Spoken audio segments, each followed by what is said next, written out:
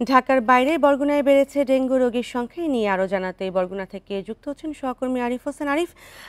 Dhaka হাসপাতালগুলোয় dengue রোগীর চাপ অনেক বেশি। বরগুনায় ডেঙ্গু রোগীর আক্রমণ কেমন দেখছেন এবং হাসপাতাল সুবিধা সেখানে কেমন দেখছেন? আসলে বরগুনায় চলতি মাসে আসলে কিছুটা ডেঙ্গু সংক্রমণের হার কমেছে। এর আগে আসলে ৭০, ৮০, ৯০, ১০০ জন রোগী প্রত্যেকদিন শনাক্ত হতো, কিন্তু আজকের সংখ্যা অনুযায়ী গত ২৪ ঘন্টার সংখ্যা অনুযায়ী আসলে বরগুনায় ৩০ জনের মতো ডেঙ্গু রোগী শনাক্ত হয়েছে এবং জেলায় এখন পর্যন্ত ৮৬ জন রোগীর চিকিৎসা নিচ্ছে বর্তমানে।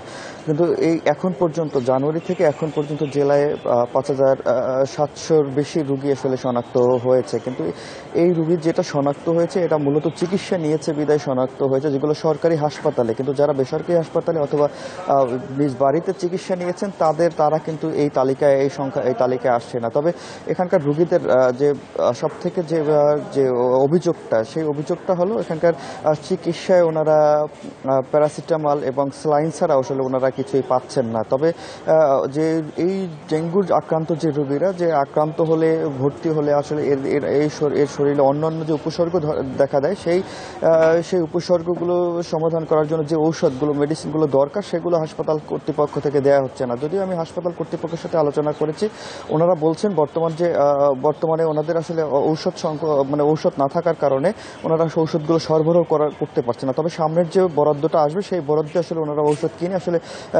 সরবরাহ করবে। আসলে ডেঙ্গুর শনাক্তের হার কিছুটা এখনো কমলে চিকিৎসকরা কিন্তু বলছেন যে ডেঙ্গু বর্তমান মাস এবং আগামী মাস কিন্তু ডেঙ্গু ঝুঁকি থাকবে। কারণ আপনি জানেন যে এখনো বৃষ্টি হচ্ছে এবং বৃষ্টির সাথে যেহেতু এটা ডেঙ্গুর একটা এডিস মশার একটা সম্পর্ক আছে, সেক্ষেত্রে আগস্ট এবং সেপ্টেম্বর মাস পর্যন্ত আসলে এই ডেঙ্গুটা বরগুনায় থাকতে পারে। সেক্ষেত্রে স্বাস্থ্য অধিদপ্তর থেকে বলা হচ্ছে যাতে সিভিল প্রশাসন যারা রয়েছে তারা যাতে ডেঙ্গু নিধনে এবং সচেতন মহল যাতে ডেঙ্গু নিধনে যে কার্যকর পদক্ষেপ গ্রহণ করে, তাহলে আসলে এই ঝুঁকি থেকে আসলে উত্তরণ করা যাবে। আপনি জানেন যে জেলায় এখন পর্যন্ত প্রায় ৪২ জন রোগী জেলায় ডেঙ্গু আক্রান্ত হয়ে মারা গেছে, যার মধ্যে সদর হাসপাতালে চিকিৎসাধীন অবস্থায় মারা গেছে ৭ জন এবং বাকি রোগীরা কিন্তু উন্নত চিকিৎসার জন্য দেশের বিভিন্ন হসপিটালে গিয়ে আসলে মারা গেছে। এই ছিল ডেঙ্গু নিয়ে বরগুনা থেকে সবশেষ। ডেঙ্গু পরিস্থিতি নিয়ে বরগুনা থেকে জানাচ্ছিলেন সহকর্মী আরিফ হোসেন।